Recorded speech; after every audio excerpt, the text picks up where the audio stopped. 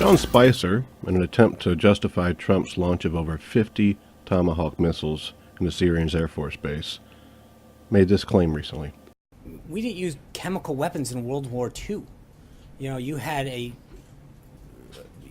someone as despicable as Hitler, who didn't even sink to using chemical weapons. So you have to, if you're Russia, ask yourself: is this a country that you, and a regime that you want to align yourself with? You have previously signed on to international agreements, rightfully acknowledging that the use of chemical weapons should be out of bounds by every country. To not stand up to not only Assad, but your own word should be troubling. This is Russia put their name on the line.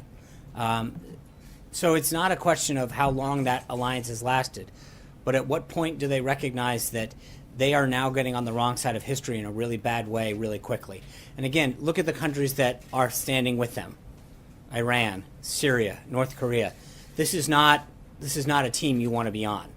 And I think that Russia has to recognize that while they may have had an alliance for them, that the lines that have been crossed are ones that no country should ever want to see another country cross. I just want to give you the opportunity to clarify something you said that seems to be gaining some traction right now. Quote, Hitler didn't even sink to the level of using chemical weapons. What did you mean by that? I think when you come to sarin gas, he was not using the gas on his own people the same way that Assad is doing. I mean, there was clearly, I understand your point. Thank you. Thank you. I appreciate that. There was not he brought him into the Holocaust Center. I understand that. But I'm saying in the way that Assad used them, where he went into towns, dropped them down to innocent into the middle of towns, it was brought to it. So the use of it, and I appreciate the clarification there. That was not the intent.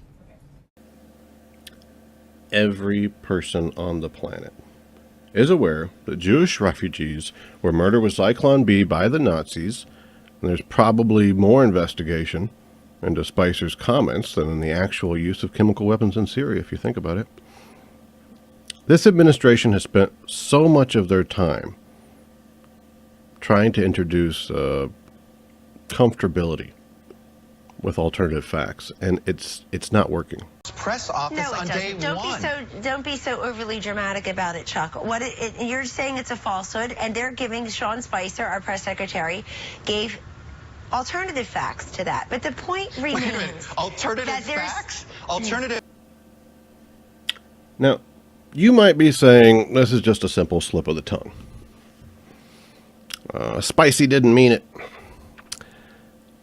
However, you should remember the fact that the White House removed any mention of Jews in their statement for the Holocaust Remembrance Day. They left the Jews out of the Holocaust.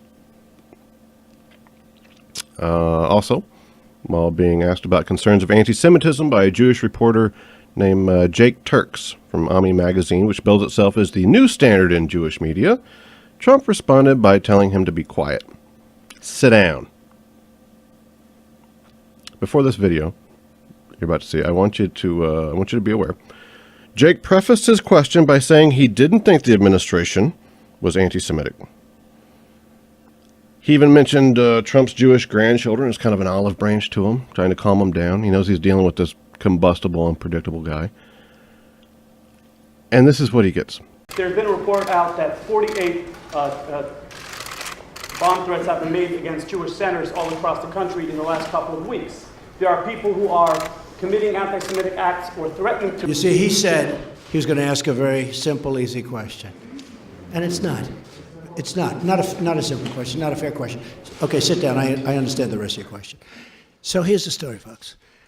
Number one, I am the least anti-Semitic person that you've ever seen in your entire life. Number two, racism, the least racist person. In fact, we did very well relative to other people running as a Republican. Quiet, quiet, quiet. See, he lied about, he was going to get up and ask a very straight, simple question. So, you know. This administration's support of Israel, it's not pro-Jewish, people. And even though some of you might think so, it's not even anti-Islamic. It is for the mere purpose of maintaining an American control in the Middle East while simultaneously destabilizing key oil-producing countries. You know these countries: Iran, Syria, Afghanistan, Libya, Iraq.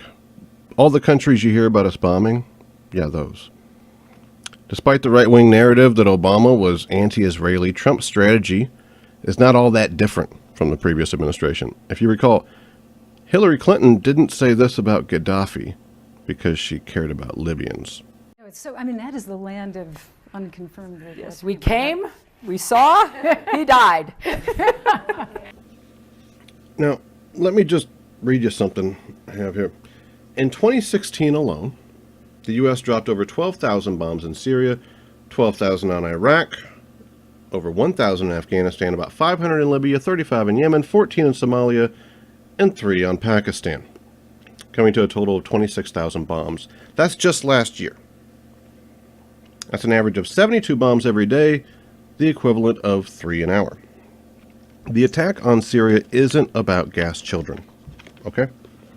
It's not. This administration doesn't give a damn about Syrian kids.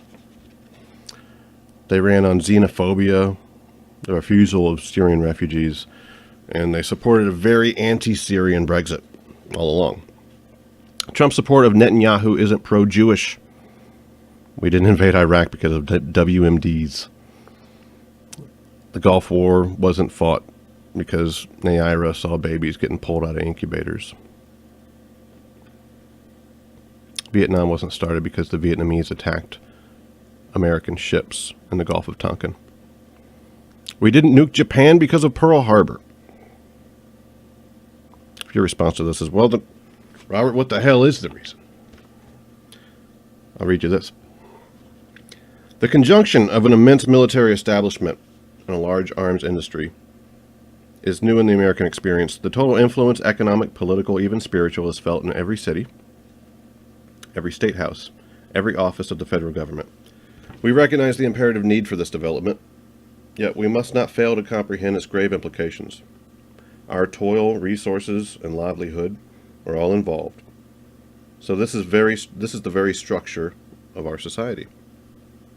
In the councils of government, we must guard against the acquisition of unwarranted influence, whether sought or unsought, by the military-industrial complex. The potential for the disastrous rise of misplaced power exists and persists. Dwight D. Eisenhower, 1961. Hey, if you enjoyed that, check out the rest of the show on our podcast, The Right to Reason, with Robert Stanley. We're on iTunes, Stitcher, anywhere you get your podcasts at. You can also check us out at righttoreason.com.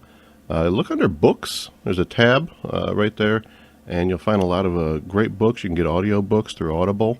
Look us up on Facebook, Twitter, and don't forget to subscribe down at the bottom. Thanks.